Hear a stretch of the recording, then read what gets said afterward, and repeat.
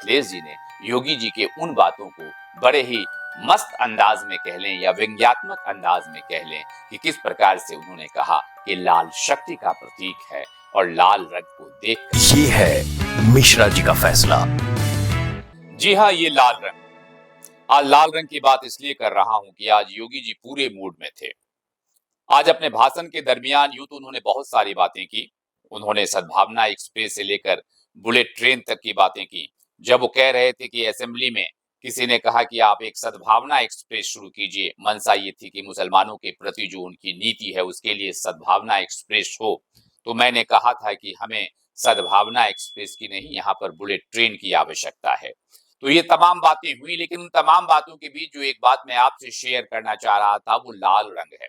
योगी जी ने कहा कि यूं तो समाजवादी पार्टी के नेता अपने सर पर लाल रंग की टोपी पहनते हैं, लेकिन वास्तव में दिल उनका काला है।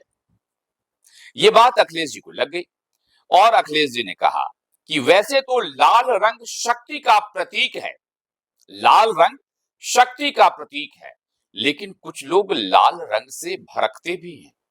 आपने सुना होगा कि लाल रंग देखते ही सांड को गुस्सा आ जाता है। ये इस प्रकार का व्यंग था जो योगी जी को भी हंसी आएगी, आप सबको भी हंसी आएगी, लेकिन वास्तव में हमारे सियासत की जो स्थिति हो गई है, जहां इतनी सारी गंदगी फैल गई है, उसमें अगर इस तरह की बातें हों तो अच्छा भी लगता है, आनंद भी आता है। ठीक उसी प्रकार से जिस प्रकार से ममता बनर्जी ने व्यंग्यात्मक ट्वीट में अमित शाह जी को बोल दिया, आपको बहुत बहुत मुबारकबाद, आपका बेटा इंटरनेशनल क्रिकेट काउंसिल का चेयरमैन बन गया।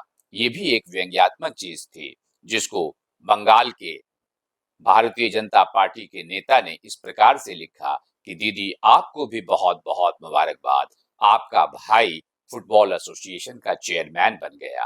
तो चलो यहां तक जब बात होती है भारत की राजनीति में, तो इसे कहते हैं एक तरीके का कि कटाक्ष, जो कटाक्ष सुनने में अच्छा भी लगता है और आनंद भी आता है। मुझे याद है वाजपेयी जी का एक भाषण पार्लियामेंट में, जब वो उनकी सरकार गिर गई थी और किस प्रकार से दलों ने तोड़ तोड़ कर उनके खिलाफ एक गठबंधन तैयार किया था, तो उन्होंने कहा था कि मैं किसी का नाम नहीं लेना चाहता, मैं शरद पवार का नाम भी नहीं लेना चाहता कि किस प्रकार लोग अपनी पार्टी तोड़कर सरकार गिराते हैं और सरकार में शामिल होते। ये भी एक बहुत बड़ी व्यंग की बात बनी थी कि अटल जी की वो खास बात थी कि वो कह रहे थे कि मैं किसी का नाम नहीं लेना चाहता, और उसके बाद उनका स्टेटमेंट था मैं शरद पवार जी का भी नाम लेना नहीं चाहता। तो लोगों को हंसी आई।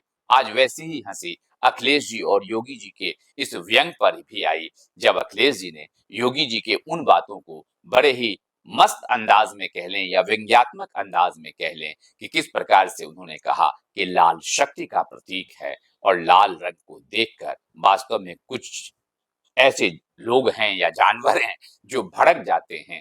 आपने सांड के बारे में सुना होगा, लाल रंग से भड़कते हैं।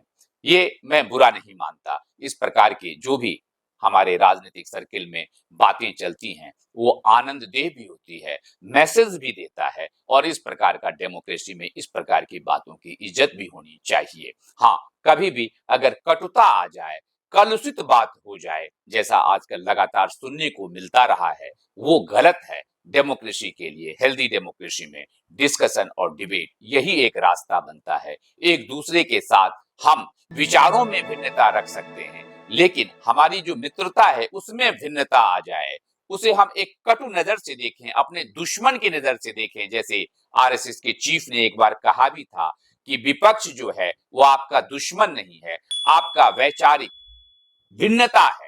इन बातों को अगर राजनेता समझ लेते हैं तो एक स्वस्थ डेमोक्रेसी के लिए काफी अच्छा है। आप सबसे अनुरोध है कि हमारे इस चैनल को लाइक करें, सब्सक्राइब करें। आपका ये कार्य हमें उत्साहित करेगा।